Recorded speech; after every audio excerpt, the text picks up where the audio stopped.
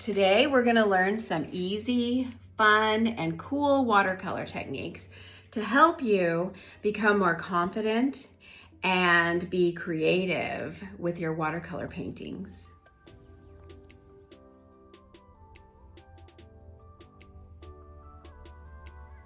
Let's start by drawing lines on our paper to divide it up into 8 sections.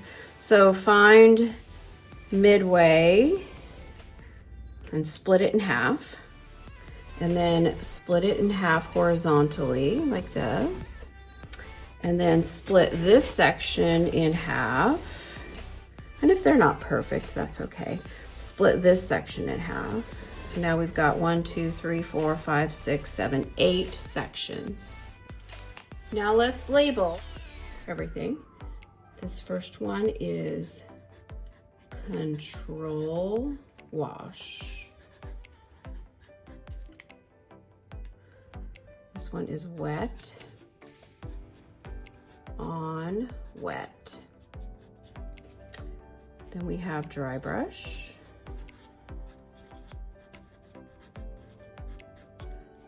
Bleeding.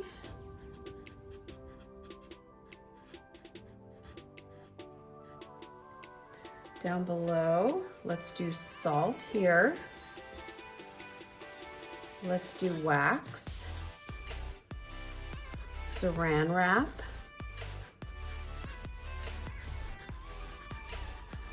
And then Splatter.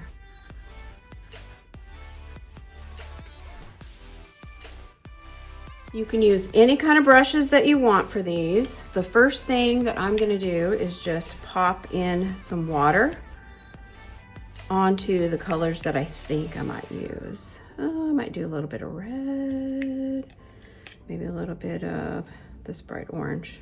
Okay, just a few colors. I'm just going to kind of get them ready. See how that doesn't affect my water, because all I'm doing is just like getting the water on there, just touching it. It's not really affecting my brush. I'm not scrubbing it in.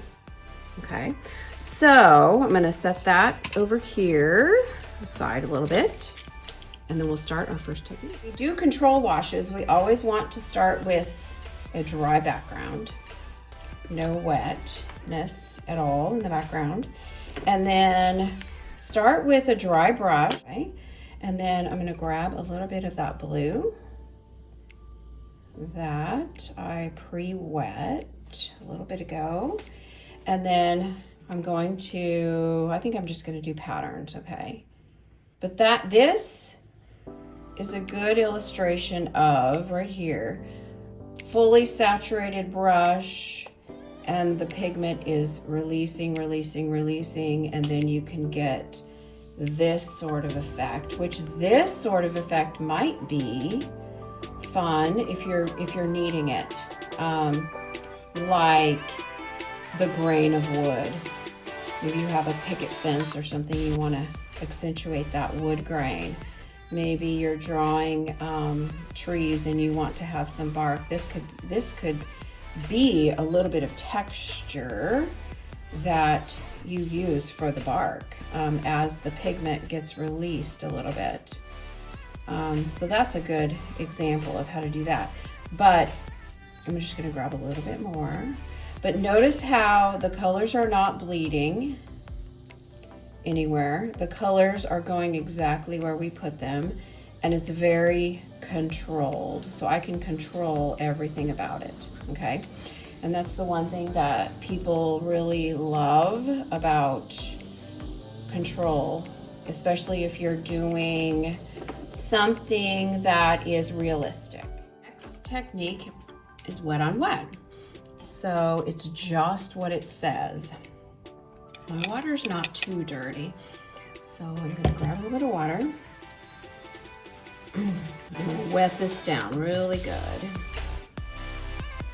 A bit more water, just get a good soaking on there. And you can let it set for a minute or so, or you can go in right away. Okay, so for this example, I'll take that darker blue color. Actually, it's a brighter, it looks almost brighter than that one. I'll just take that one and I'm just gonna add it on. And you can see what happens with the wet brush. So wet on wet means wet paper, wet brush. But you can just kind of see the bleeding and the blending going on. I could rinse my brush real quickly if I wanted. And knowing that blue and red make purple, I'm just grabbing a little bit of red over here. And I'm just gonna pop in some red and let those colors kind of blend and make a dark purple for me. Okay, so there's wet on wet. This wet on wet technique would be really cool in the background. You can use it in water. You can use it in shadows. You can also use it in trees if you don't want your trees to be really realistic. And you could also use it in bushes. Next one is dry brush, which means that the paper is dry and my brush has to be really dry. So I'm gonna set that brush aside for just a minute. And what I'm going to do is just take a little bit of water. I might as well stick with that blue color that I already did. And I'm just gonna put a little bit of water in there just to make sure I've got enough. And then I can dip my brush into the water and just get some of that saturation going. I've got quite a bit of color on there. So then basically all I need to do is just take that. I'm gonna grab just a little bit more. Take that, and what I can do is just do maybe some grass, some dry strokes of grass coming up from the bottom. Maybe the day before I painted this all green and this is dry. Just envision it, just pretend like it's green right now. And I'm just going in and adding some dry brush strokes. Okay, so that's what it looks like with this kind of brush.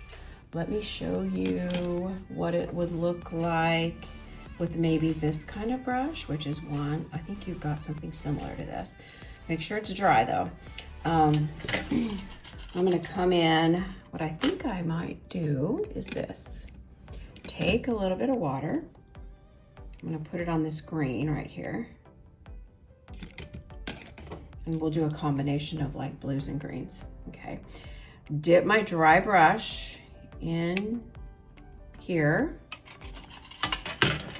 And then I can take it and I can just flick it up and add a few more. I'm gonna grab a little bit more paint. Add a few more little dry brush areas here. A little bit more paint.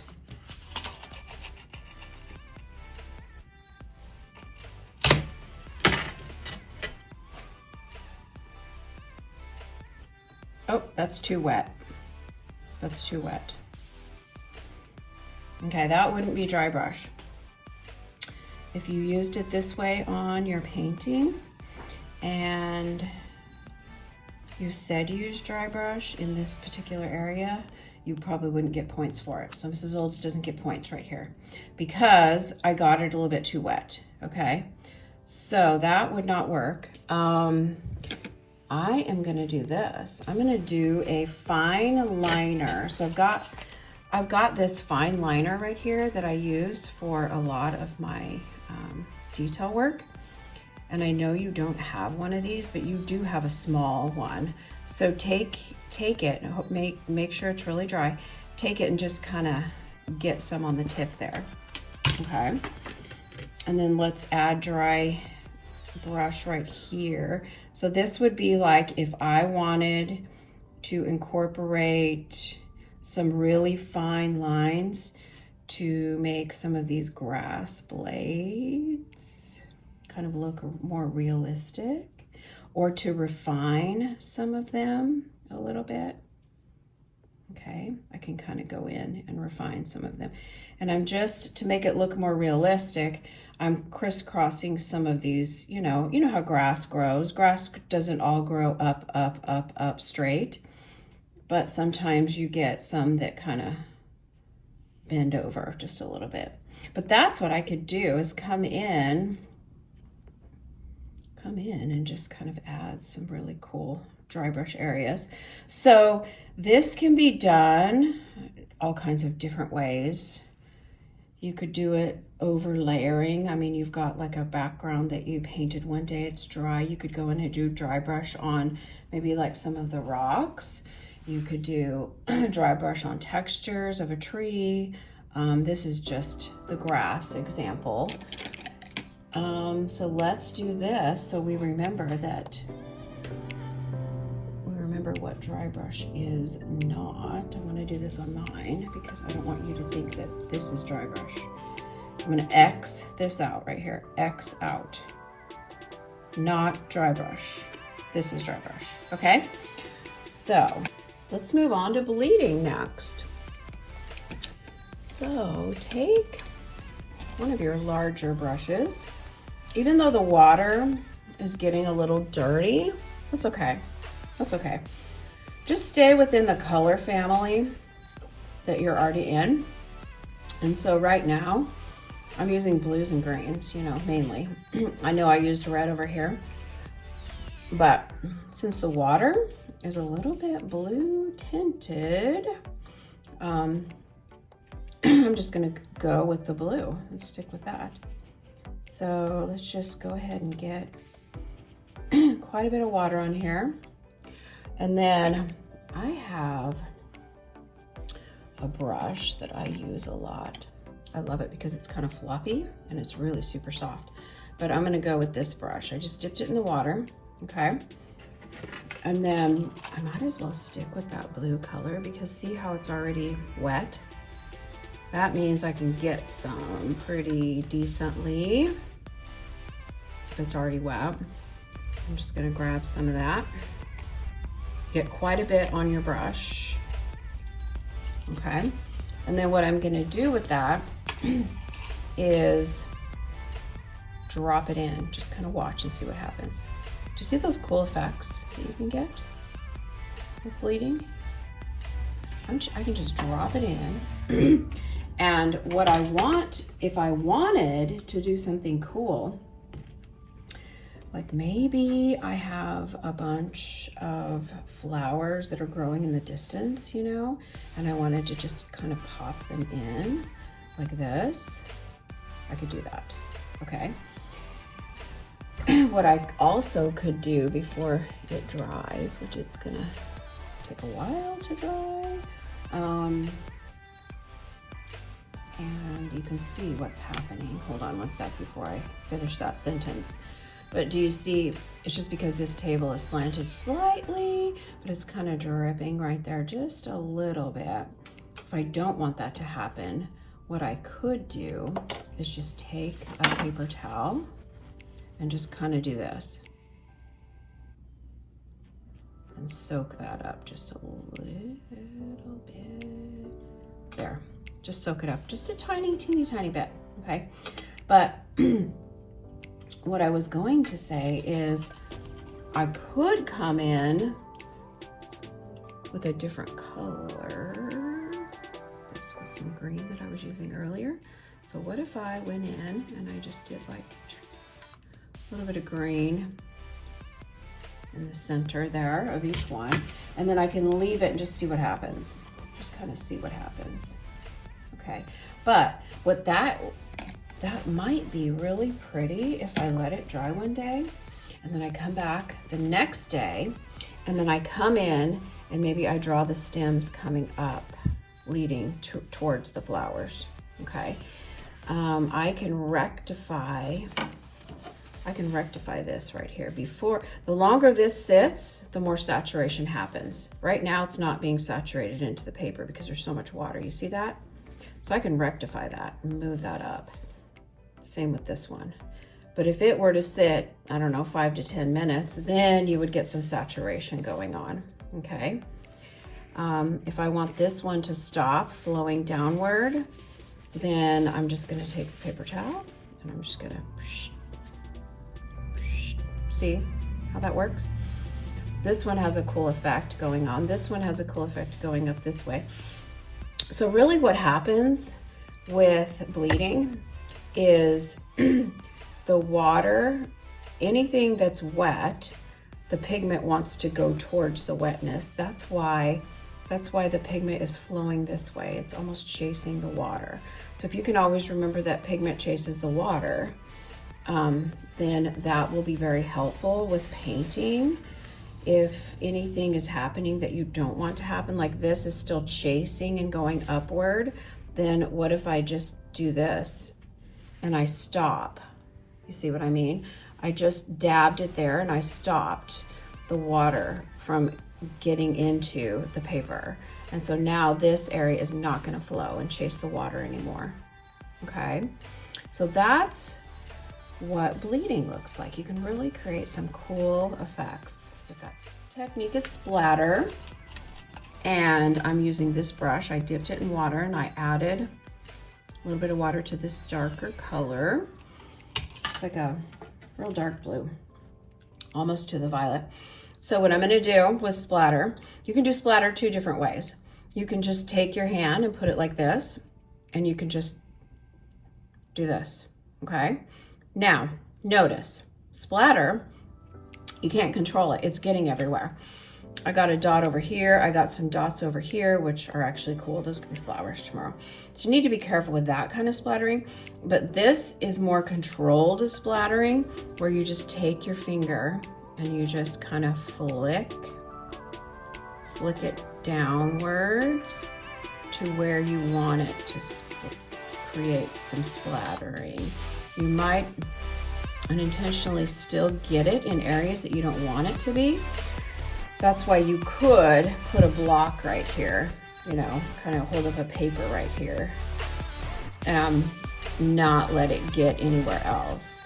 But this is really good for, like, if you're working with water, just think of the ocean waves splashing on the beach and you have these white splatter areas after the painting is done. That would be like your very final detail. Or you can also use it with a waterfall crashing down below the mountain. That would be very cool. Next technique is kind of fun. It's where you take saran wrap.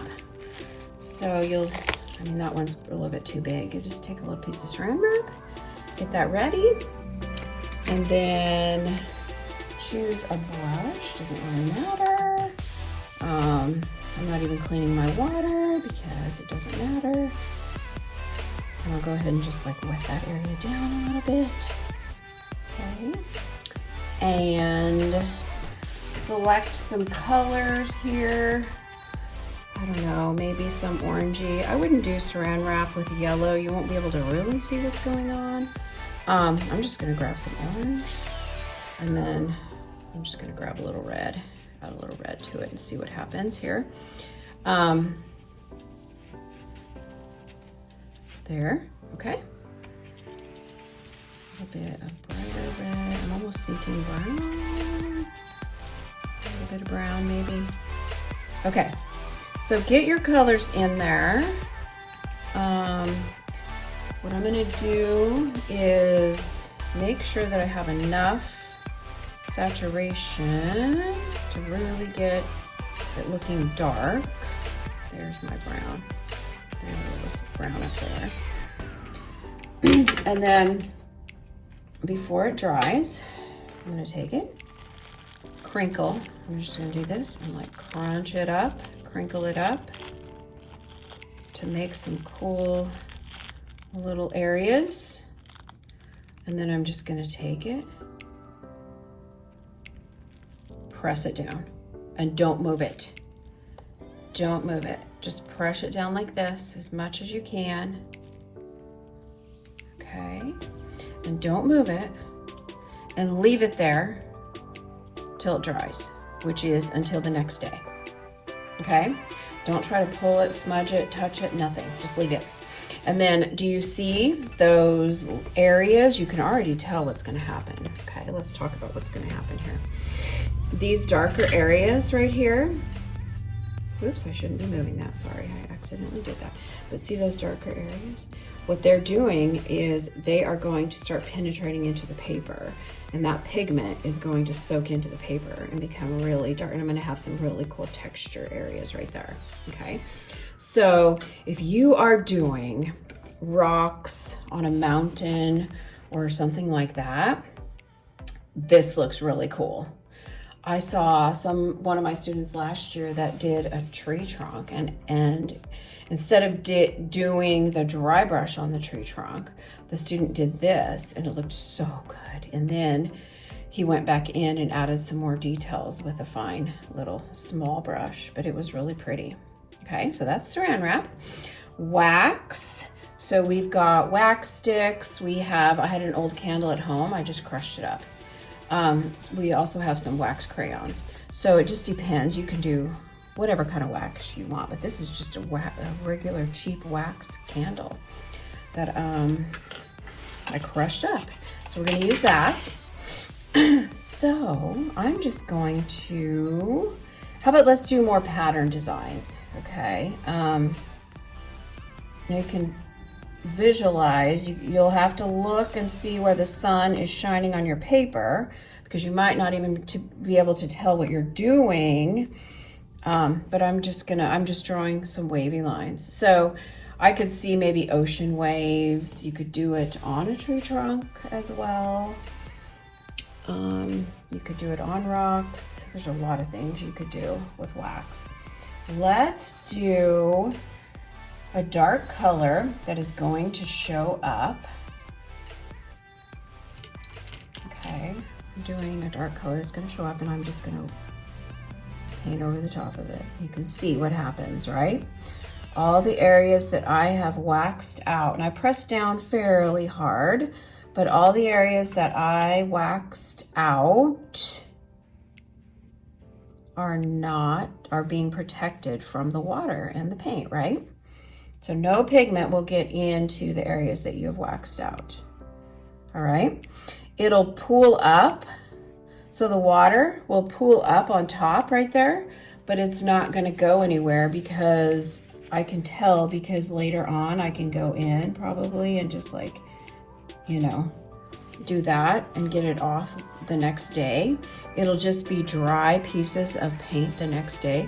But when it's dry, you can just wipe it with a paper towel, and all those little kind of dry chunks will just come right off, okay? But that is how you do wax. You're waxing out and preserving all the areas that you want to stay white. You can also do wax out on a colored surface. So let's say I added blue first, and then I wanted to preserve the blue color. And when I preserve the blue color, I draw on it and make it stay, and then I put another color on top, okay? So now, as I'm looking at my techniques, before we do our last one, I'm looking at this one. See the bleeding that's going on here? A little bit different, right? It's changing a little bit more. Actually, these splatters that went up in here are really pretty. So, yeah. Cool stuff, right? Okay, last technique is done with salt, and you could do salt with the night sky and making it look like, I'm just wetting it down while I'm talking. You could do it with the night sky and making it look like the stars are shining. But what the salt is going to do, it's kind of like what it does in the winter when they put salt on our sidewalks. The salt dries up all the wetness, right? All the ice dries it up so that people don't slip and fall, okay? And that's what it's going to do here, is it's going to dry up that area and make a little white dot, kind of like a little white bloom. So I'm going to do that, just get that wet, and then I'm going to do a dark color. If you go really dark with your color, it shows up better. Okay, so I'm just going to go with a dark I don't know, bluish green color, like this. Get as much on there as you can. Remember when we were doing the wet on wet, when I touch it, so when I touch the paper like this, instead of brushing on the paper, I can get more pigment to flow out. So just touching like that gets really dark pigment to flow out. Why? Because the paper is a sponge, and touching it, the paper pulls that color out of your brush. Okay, so I think that's good enough. Just get quite a bit on there. I've got really a mixture of greens and blues on mine. Now I'm gonna find my salt packet. So just a little salt packet here. And I'm just going to, I wouldn't just dump it out. I definitely would not just dump it out. I would do this, just pour it in your hand and figure out where you want the salt to be. Because maybe you want the salt just to be on the top, I don't know. But I'm just gonna put it, on the top only because I wanna see the difference in the salt on the top as opposed to nothing on the bottom, just to see the difference, okay? Now, it needs to sit there for probably 20 to 30 minutes or more. Sometimes you can't really tell what's going on until the next day. So it's kind of like a surprise. The next day you can see what happened with your salt, and then you can see what happened with your saran wrap. You can pull both of those off the next day and see some fun results there. This is what the salt looks like an hour later. And look, it's completely dry. So I can take and rub my hand on it like this and just kind of get rid of the salt. But isn't that pretty? I could see that done on mountains, trees, bushes. You could even do it on flower petals. That might be kind of a cool effect. You could do it in your background areas. You can do it in your sky. It's really cool. And then you can kind of see what these other colors are doing. This one's still looking cool. It's completely dry by now. Yeah. And then here is our saran wrap. And I can tell that it still has a little bit of wetness there, but the textures are coming. See, this area up here, you know, has a texture that's going. I might as well just pull it off because it's almost dry. But there's some really cool textures that came in here. So this would be really neat on rocks or mountains. Just creating some natural textures. Even on a dirt road might be kind of cool. So those are 8 painting techniques that you can use to be successful and to be creative in your watercolor paintings.